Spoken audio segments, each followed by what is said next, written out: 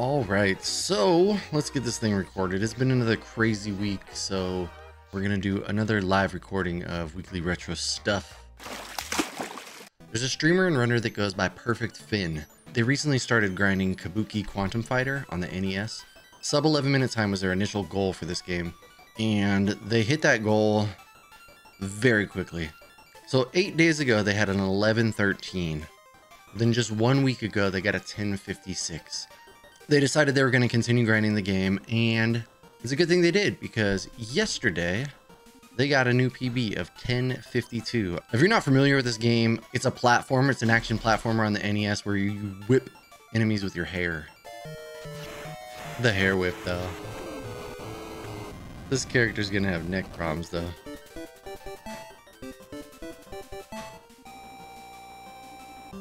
Pretty sure it's over. What's the face like? Oh, a face instantly spawned. Oh, maybe. Maybe. I'm not going to look until the clunk. Maybe? It was a fast respawn. Perfect. Yeah, f you, game. That's right, Kabuki. You stupid little idiot.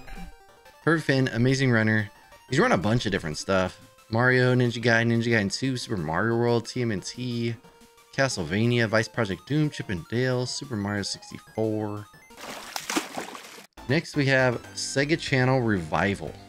Billytime Games, the same one that worked on Ghostbusters Special Edition, made a fully functional Sega Channel ROM a while back. We talked a little bit about the Sega Channel last episode.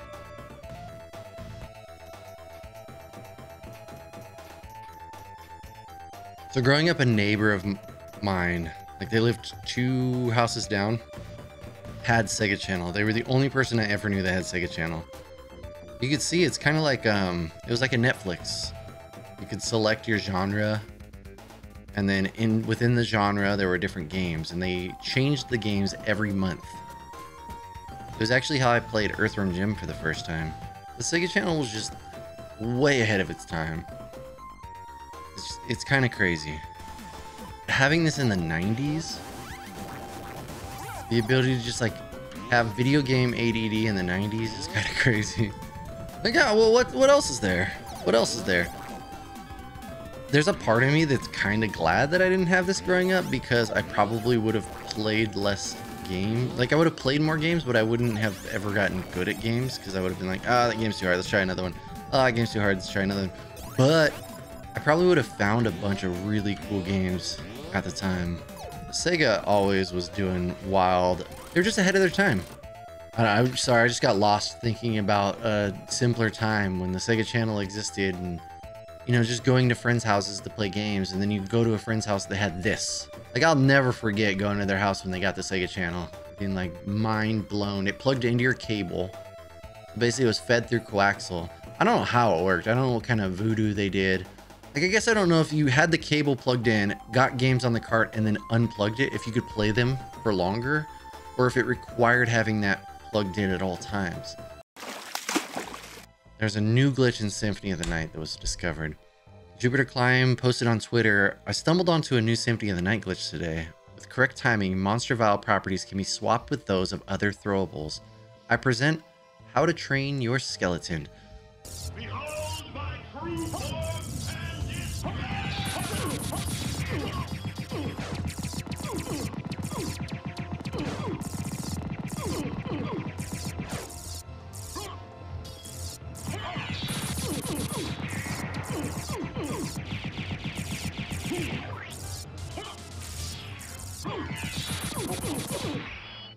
I love that new glitches get found. Now normally, for every food item you have, you can throw 2 of them, right? Now if I'm mashing here, that's it until I pick them up. But here's what happened yesterday that really caught my attention. There we go. So I'm mashing here, and you'll notice there wasn't any ice cream coming out. That's because the merman ate the ice cream. And when I say ate the ice cream, I meant the attack properties were replaced by the attack properties of the ice cream. Now normally, you can't attack with ice cream. So here's what Merman normally does. You get that fireball going.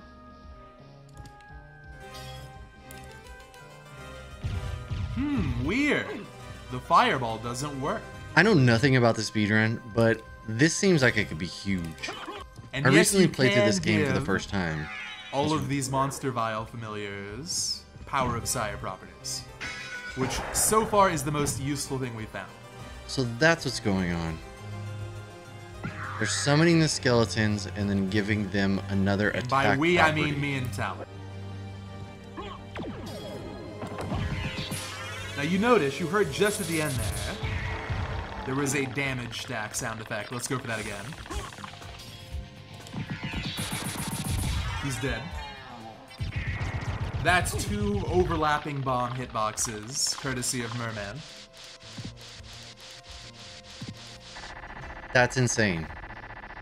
Anytime something like this gets discovered, I really hope that people play with it, that there are other people in the community that want to jump in and play with it. And I know that Symphony of the Night is a huge speedrunning community, so there's probably going to be a lot of people playing with this, and I'm interested in seeing what they discover, like what is possible with this.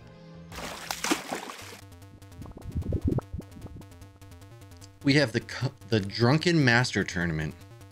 Slackinator has started a tournament with Kung Fu on the NES. A beer percent run. Let me outline the rules. A run consists of opening and drinking a full beer, 12 ounces, 350 milliliters. After holding upside down to prove it's empty, you hit start and play through Kung Fu. To qualify for the Drunken Master Tournament, you must first go live with a qualifying stream. When live, you can have as many attempts as you would like to get a qualifying time. Only 8 runners will make it into the tournament. The tournament will be 6 rounds. The first 5 rounds, the slowest runner will be eliminated. Round 6 will only have 3 runners left, and the fastest time in this round will be crowned the Drunken Master. And Slack posted their qualifying run, which we will have the pleasure of watching here. Beer is the first split. Hit the split. Open the beer, drink the beer. Hold it upside down to prove that it is empty. Hit your beer split, pick your controller up, and start the run. Okay. Are you guys ready? And 3, 2, 1, clunk. Open.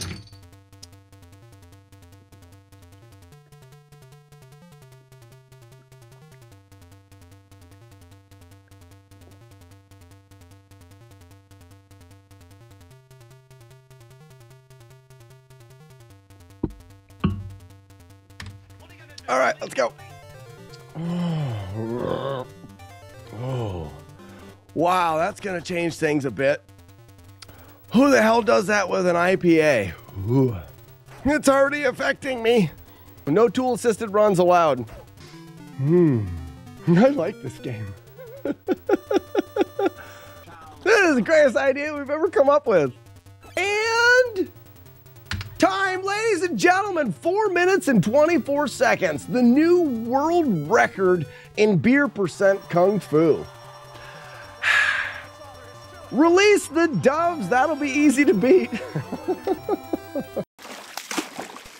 Our friend Wellzish has been running Haunted Halloween 86. The same people as Full Quiet.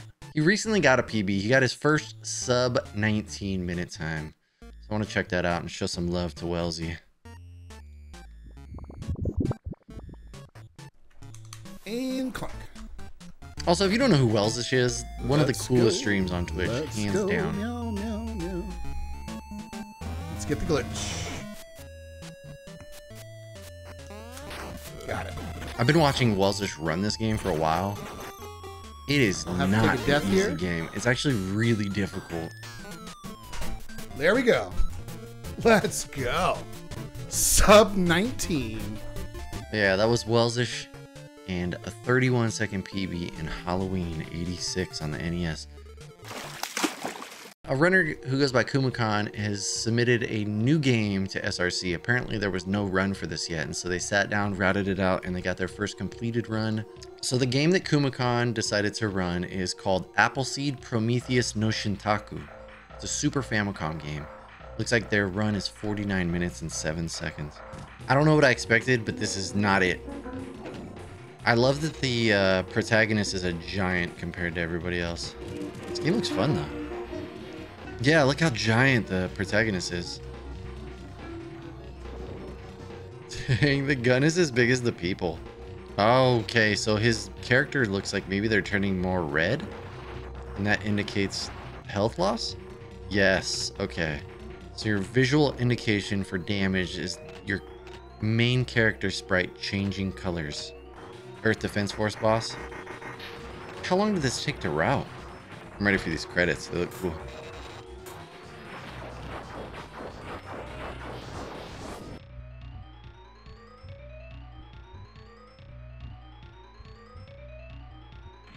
All right, they looked a bit cooler in the preview. There they kind of looked like a white Virtual Boy.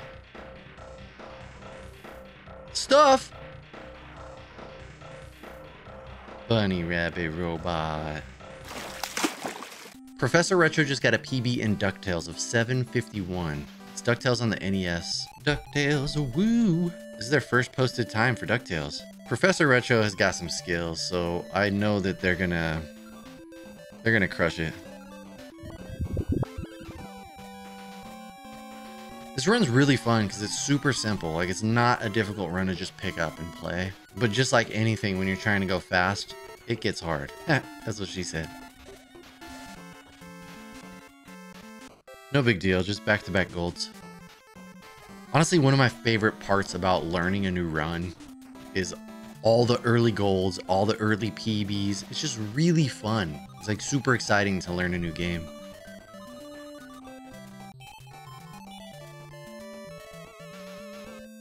Holy crap, that's a run full of golds. Like, that's gotta feel amazing. Congrats, ProfessorRetro. What a great run.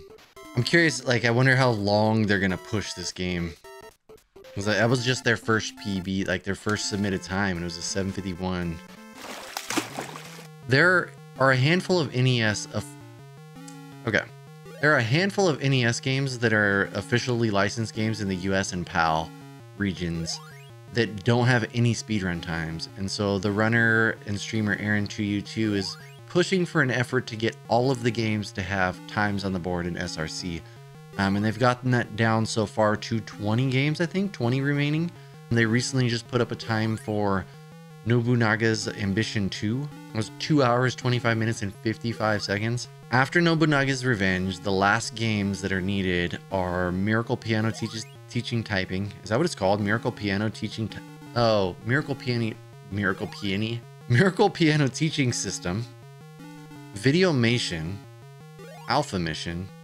Herodias Da, Twin Eagle, George Foreman's KO Boxing, Crackout, Parasol Stars, The Story of Bubble Bobble 3, Thunder and Lightning, Dungeon Magic, Sword of the Elements, The Bard's Tale, Destination Earthstar, Elite, F-117A Stealth Fighter, Flight of the Intruder, Infiltrator, Noah's Ark, Kickoff, Conflict, and Le Imperio.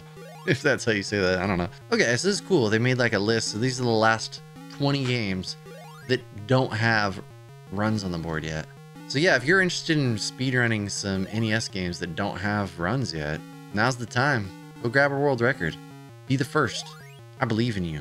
I love that there's efforts like this. Lightningcollector just got a PB in TMNT. Does Google load? Like, nothing's loading right now. Bunch of poop singles. Oh, God. Okay, that's a reset.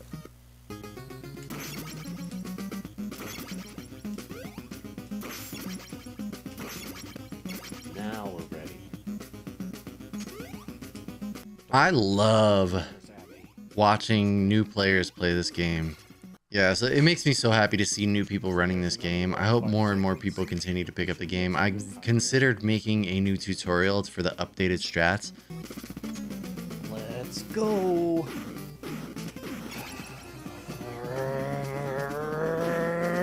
No pizza.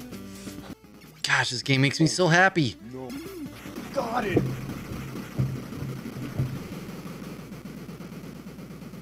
$20.27. There it is. Huge congrats to Lightningcollector on the 2027. That's a 1 minute and 1 second PB. Congrats to Lightningcollector on the 2027. 1 minute and 1 second PB is huge. I hope they keep pushing this game. And ring answer. Do it. Do it. Play the game. I dare ya. I dare ya. I dare ya. Do it. Stop. Stop what you're doing now. Do it. Okay, finish what you're doing now. Now go do it. Retro Summer Slam. The next RSG event will feature 5 NES games. Races for each game will take place on Saturdays and Sundays on Racetime GG over a 5-week period, with those who participate in the weekly races earning points toward a regular season championship. Finally, a marathon race of all 5 games will take place on the last day of the event. All skill levels welcome. Good luck. So week 1 is Chippendale Rescue Rangers any percent. Open format races on Saturday, June 3rd. So they're still figuring it out. The start times are all to be dated. Knockout races on Sunday, June 4th. Then on week 2 is Super Mario Bros. 2 any percent. Open format races on Saturday, June 10th. Knockout races on Sunday, June 11th. Week 3 is going to be Power Blade any percent. Open format races on Saturday, June 17th. Knockout races on Sunday, June 18th. Week 4 is Ninja Gaiden 2 any percent. Open format races on Saturday, June 24th. Knockout races on Sunday, June 25th. And then week 5 is Batman any percent. Open forum races on Saturday, July 8th.